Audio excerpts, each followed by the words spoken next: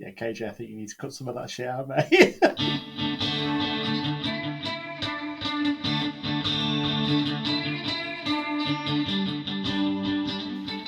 All right, cut. Now we're done with that. Now I can get my. I'm gonna get my knob out from the printer. Did you have your knob in the printer all this time? Come on, let's see it. Show your knob. It is. I was at the hardware store today, and I thought I should get one of these plastic knobs for adjusting the chain tensioner, and I thought, well, why pay for one when you can make one? So it's like this, and yes, I have nail polish Very as well. beautiful nails, I would Yeah, say. lovely. But it's the countersunk for the nut, so it's just you tension thingamabob, and it cost me 10 cents and 12 minutes of printing, so I don't have to buy these anymore. So That's we've got nice. a new knob doctor in the house. Yeah, I'm the I'm the knob doctor. Tried to make an Instagram account, but I got banned. Wonder why. So how is the 3D printer treating you? Are you happy with your purchase, or because it seems like you're using it quite a lot at least? I'm very happy, and it's one of those occasions where I wish I'd known earlier, because then I would have gotten one earlier, but then I would have gotten a crappier one. Yeah. This, I mean, the quality and the repeatability is awesome. I've tried some other filament which were a bit more difficult, but I've realized you need very special needs to use some of the more difficult filaments. So I'm using the easiest one to print, the PLA, and yeah, people say okay, but if you use that one, it is stronger. But I am an engineer deep down, so I kind of know how to design parts that have a geometry that plays to their strength. So Yeah. yes, I don't just make a flat thing and all right, I need it to be stronger, so I need a stronger material. I can just change the geometry on it. So, but that being said, though, I'm not artistic in my 3D skills. So, and I'm not interested in, as I said before, in 3D printing that boat or plastic figurine skeletons or whatnot that just end up filling up my trash bin. So it's a brackets printer. I make brackets for other things, but it works beautifully. So now I use the knob for the chain tensioner. I made the chain tensioner, and then of course I'm gonna have one of those flicky airplane style switches to turn it on and off. Like And those switches. Those are great. yeah, those are cool, and Yeah. they're also cheap at the hardware store. So yeah, makes me feel like Tom Cruise when I flick one of these, and yeah, I'm all Top Gun.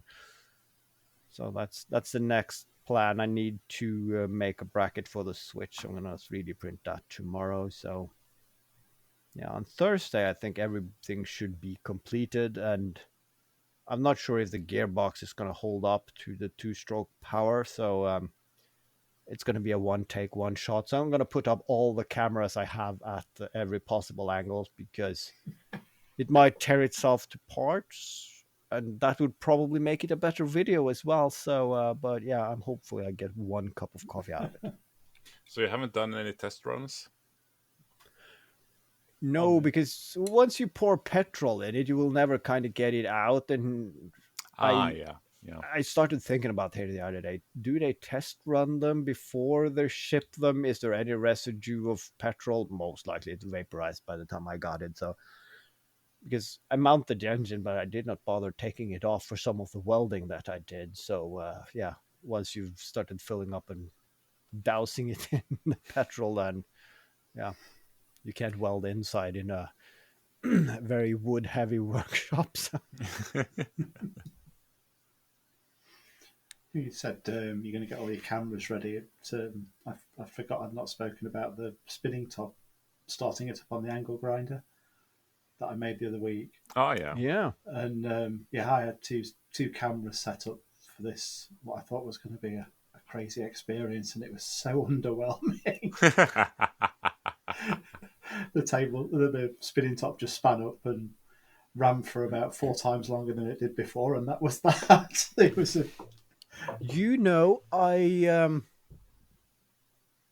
I want to do that at some point, and we discussed it. I want a bigger spinning top, so it's more dangerous.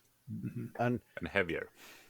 yeah, and I thought you let go way too early, but I realized the angle grinder, it starts rather brutally, right? So I was thinking if I 3D print like a cap that goes over, yeah, and I have like a power regulator, so I can plug my I'm not going to use the battery one. I use the old power cord one, and I plug that into, so you can slow start it, so you can over a period of 5 seconds go from 0 to 100 instead of it just being instantaneously, because then you have somewhat control. Because I mean, if you could spin one up at 30,000 RPM, it would be interesting, I think. Yeah, definitely. All I did was double-sided sticky taped a bit of foam to the nut on the angle grinder, to the bolt bit. Yeah. So it had limited grip. It could do with a cap or something. Yeah, just so you could hang on to it that little bit longer and then release. That would be cool. And then it's just a matter of releasing. Yeah. Then you could fall off, damn you! Fall off! Shaking it all around. Banging the top. Yeah. I wondered if you could run your wooden spinning top on the top of a piece of sandpaper at those sorts of RPMs and just watch it grind itself down or something.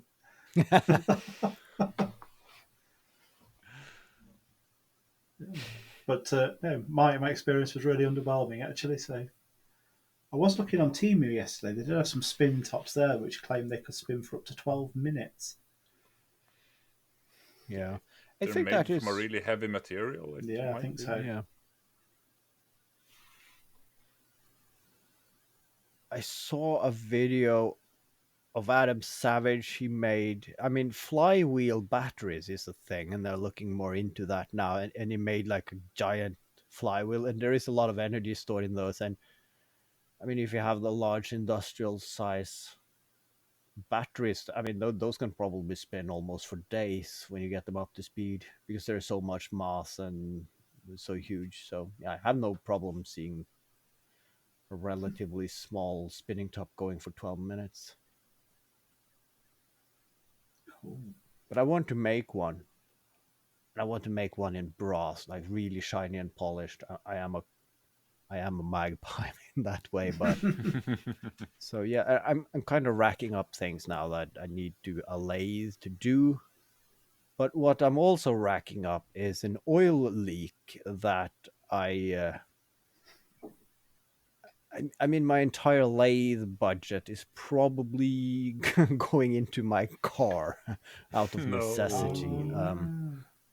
I had a closer look to that, and I don't think the oil leak is coming from the valve covers. It might even be the head gasket. And on the car, relatively new, there's a lot of wires and things. You need to basically take the entire car apart almost just to get to that.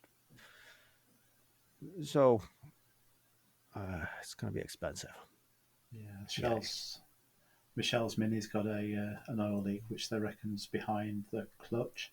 So the whole front of the car's got to come out to get to it. That sounds cheap. 500 quid for spots of oil, but I would quite like it fixing, to be fair. I hate the oil in the driveway. Yeah, I was gonna change the oil, go for a higher viscosity, see if that fixes it. Yeah.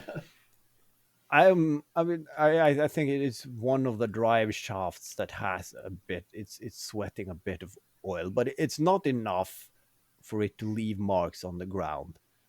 But I've been doing the MOT every now and then, and they always comment, "Yeah, you have a small oil leak there." Well, at least it don't rust, and I mean and it will tell me when it's running low on anything. I'll just top it up. But this one it's now annoying because every now and then I have to clean it so the oil doesn't hit the manifold. I mean, it's not enough for it to be a fire hazard because it just vaporizes out of the heat, but that oily vapor finds its, I mean, the air intake is in the engine bay, so you can that burned oil smell sometimes, and so you need to roll down the window to get fresh air, and then you have to go outside and wait for it to cool down enough for you to go with some soapy water and wash the oil away. It's a nuisance. Could really do with them coming up with an equivalent of Radweld, couldn't you? You know, the stuff you put in your radiator when it's a product you put in your radiator when it's leaking. You need like the old egg trick. That's what I think. Yeah. Just pour a thin layer of epoxy in it and it'll be fine. You know, I'm gonna Google that. Yeah, it's probably going to ruin your engine, but someone has probably tried making something like that on Shark Tank or whatnot. Like, do you have an oil leak? You put this humbug mixture in your engine. Yeah, then everything works until it blows up. Yeah. How could you destroy it so the insurance pays out at the end? I'm hoping, I mean, it is a lot of ice and snow outside, so I'm hoping someone just going to ram into me from the side or something. So, because with cars today and the price of repair and at least the value of this car, it's like if they dent a couple of fenders, the repair cost on that is going to be more than a car is worth. So they just pay out. So that's what I'm hoping for. Just park it in some really dodgy, bends, icy bends and stuff like that. At the bottom of a hill. When I went to university, I had an old car, and it was a lot of trouble, and I needed to fix it, and it cost a lot of money. And someone in my class, well, just leave it at this place on Saturday, and it will be fixed. And I like, yeah, funny joke. And what? He wasn't joking. And then I got, no, they live in that area, and the cars have actually been stolen if you leave it there. And I was not sure. But I don't want to actively incriminate myself. So, I never took him up on the offer or the tip or whatever. But yeah, I can't really actively do it, but I'm not going to be sad if anyone rams into me. And this is not an invitation, though. I do drive around with my car, my kids, so don't ram into me. But I mean, if the car was sitting empty at a parking lot and somebody would set it on fire, I wouldn't cry about it. Maybe you could come up with a system so people know, like an orange sticker in the window. It's safe to ram into me now. A baby not on board. So. Yes. Genius.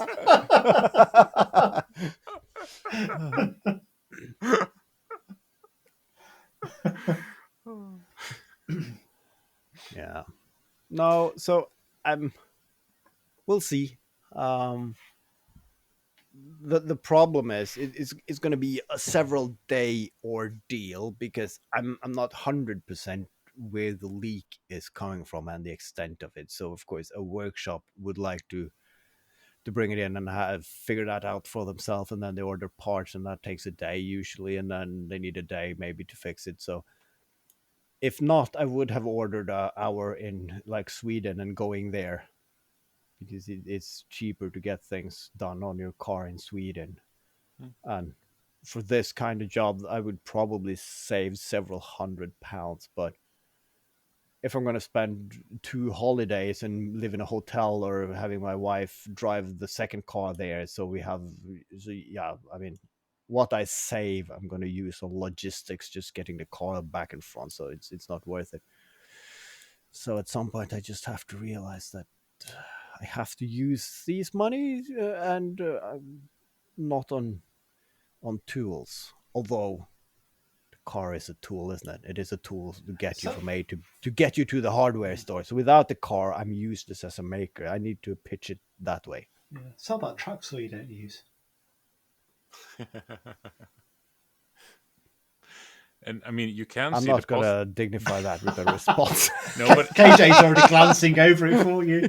yeah, I mean, you can see it from the positive side. If you take the car into to the mechanics and they have to keep it there for a couple of days, then you need to have home office all that time because you can't get to work. You don't have a car. True. You can't drop the kids off because you don't have a car. Yeah. You might So then I have to have might home not office be as with the easy to kids. convince. That's not great. No, but I mean, your boss is probably easy to convince that you can't come in. No. I think you just give the oil leak a bit of a wipe, drive it into a garage and swap it for a van. Yeah, that's a good one. Or I also, I mean, I could get like I mean, they cost next to nothing. The window washer nozzles and the pump. I could just mount one on the inside of the bonnet as well. So every 10 minutes, it just runs like a flushing cycle. It just and then the oil goes away. So, no problem here.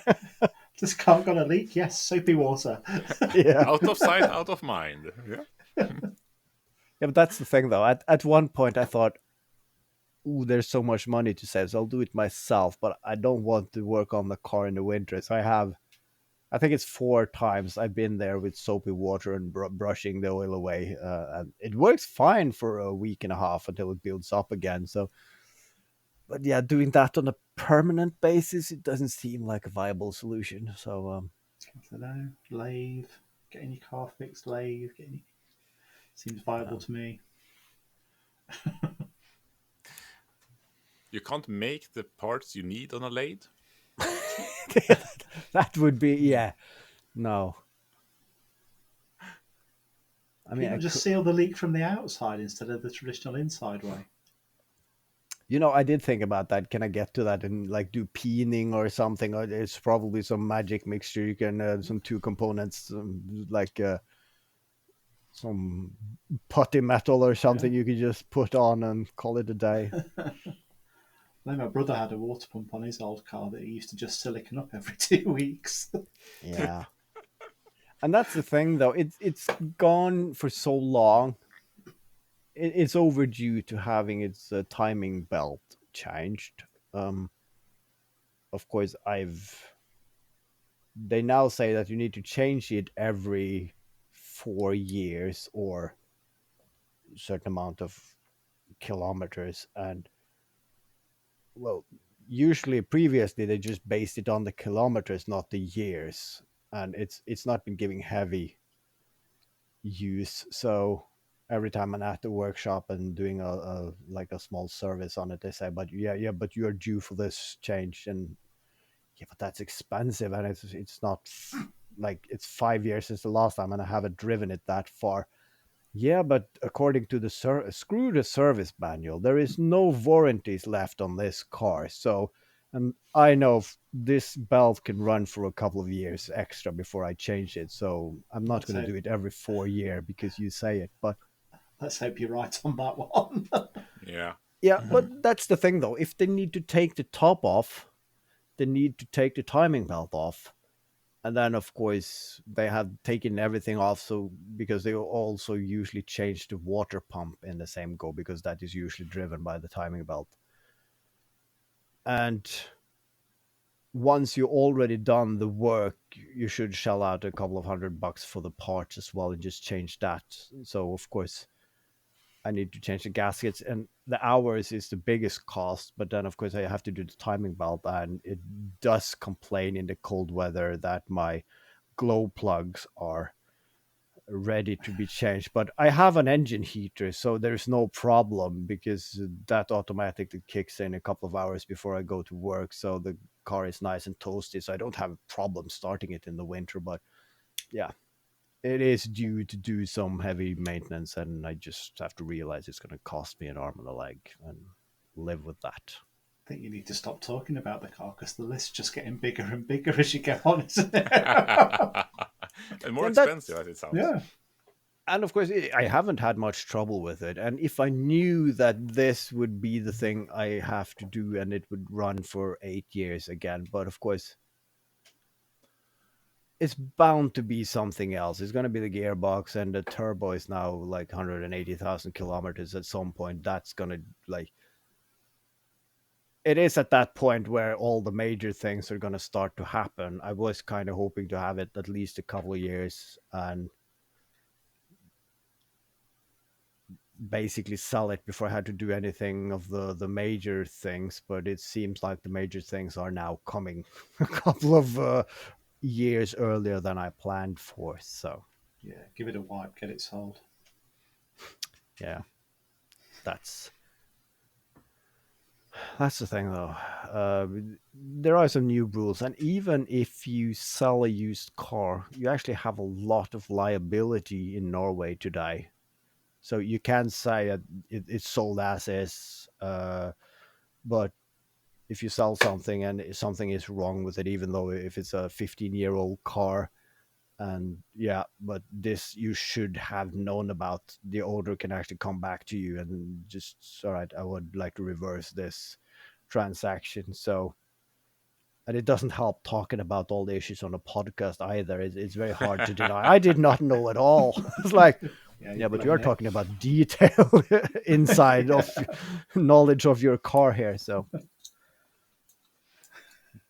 I don't really know what all the parts are called. When I was talking about timing belt, I meant front headlight bulb. yeah, I just watched a YouTube and a guy talked about that. I wanted to sound smart, so I just repeated what I read. Well, actually, I just learned what a timing belt was like 3 weeks ago when I saw it in a YouTube video. So for me, you could claim that's reasonable because Yeah. I don't know shit about the inner workings of a car. Lucky you. And let's move on. I'm getting depressed. That's not the goal of a half pint, is it? Just delaying the lathe. Delaying the lathe. That's sad. At least we got a title out of it, so yeah. Yeah. Do you have a tool purchase on the horizon, Glenn? Anything you're dreaming of? Do you know what? It's ridiculous. It's not a very expensive tool, but I've wanted one for about a year now. I would just like a benchtop sander, to be fair. I think that's what I'd really like. I would quite like a 3D printer, but I don't want to print. I don't want it for printing anything exciting. Those little twirly knobs, I think I'd probably get more use out of making those than anything else. Yeah, but other than that, no, I don't think there is. To be fair. So you're trying to get Michelle or Lily into 3D printing instead, so they can get one. Yeah, Then you can just... that'd be nice. Michelle won't have one because they're so wasteful on plastics. It's great if you can print something and you print the right thing off first, but you see so many people printing stuff on YouTube videos, it puts her off. There's so many iterations and so much of that filler, which then goes in the bin. She just thinks they're not a sound option, to be fair. Yeah, you need to have some good scrap plastic project, just melting it down into something artful. Yeah, definitely.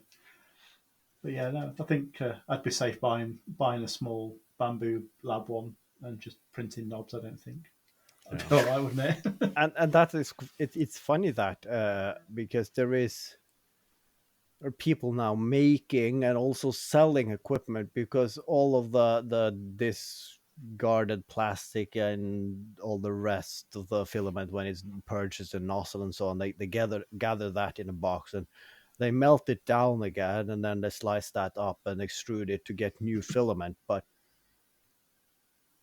the price you pay for the filament, and you see all, one thing is the cost of the tools over a time, you can write that off, but just the energy they use to melt the plastic down cost you more than buying the filaments. So you could say, yeah, I'm saving the environment because I'm reusing. Yeah, but you're using so much energy doing it that you're polluting in the other end. So yeah, you're just fooling yourself, basically.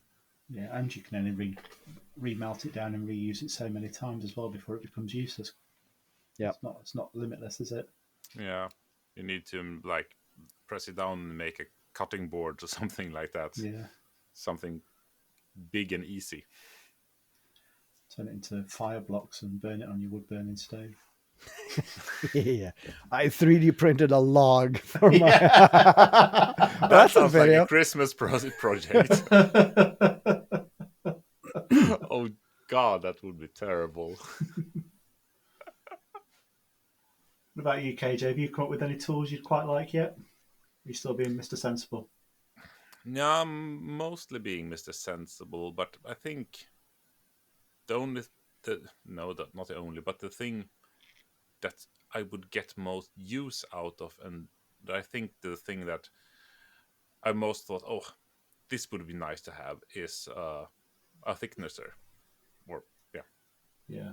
something to actually plain wood, and I would make really like use to out of. upgrade mine. I like to have one of any kind. Yeah. they are really good. It's a very useful tool, I think. Yeah. I did just buy some more tools. I ordered some from Temu yesterday, actually, just some cheap bits. So I wanted one of those. It's a center finder. It's basically just a clear acrylic disc with multiple circles and a hole in the center. So you can place it over anything round and find the center really easily. Yeah. And on Amazon they were £12, and on Temu they were £3. If you spend £15, it's free delivery. So I bought 6 other items and spent my £15. So yeah, that's a few one way to bits do it. come in. Yeah, I bought a set of screwdrivers. Oh no, I sent my wife to buy the screwdrivers actually, because I needed the Torx security. What is it called? TR instead of with a hole in the middle to unscrew the battery casings. Ah, right. Because I did not have the number 10 that I needed. That's a number 10 I didn't have. That size, and the number 8 didn't really work, and then I realized that just bits didn't work because the holes are quite deep, so I need an actual screwdriver instead, and the easiest way to buy one was at Biltema, the budget hardware store, because then you could get a complete set from 8 up to 40 in size, and all the sizes for like 20 quid. Oh, cool. So that was so now I have a complete set of big beefy Torx screwdrivers. So now the world is my oyster. It feels like. I think that's on my list if I go to Norway or Sweden. I'd like to see the Biltema or the whatever hardware store it is you go to, Haavard. They look brilliant. Yeah. And I really just enjoy a foreign supermarket as well, so that's probably just the appeal. Yeah, I think the next time we'll do I mean, if you're over to KJ as well, I mean, doesn't matter where really, it's the same stores we are frequenting. So yeah, should make a half day out of it. Just go to some hardware stores and then have lunch. It's really easy. I mean, the supermarket where we go do our grocery shopping, as I've shown on video, but it's a walking distance to Biltema, Bauhaus, the big box store, and Systembolaget, the alcohol store. So we can do 4 in a go. It's like perfect for man shopping. Yes, very much so. Sometimes grocery shopping takes an hour longer than usual.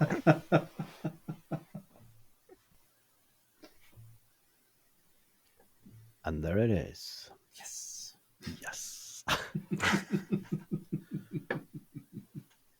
A real proper awkward silence. We didn't get much of those with Welsh Thomas on, did we? No.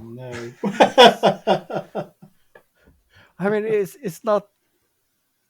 It wasn't as much awkward silence. Like it was just awkward. But in a really good way. Yes. I think it's the most laughs we've had on a podcast. Yeah, and it's very, and I love the unpredictability of it. You never know what is going to be the next turn on any topic. So yeah, I think we covered a lot in that episode. Yes, that we did. I think this episode's droid comment has made me laugh the hardest in a long time. Actually, that was brilliant. I don't think I've laughed that hard since we talked about KJ and butter for the first time.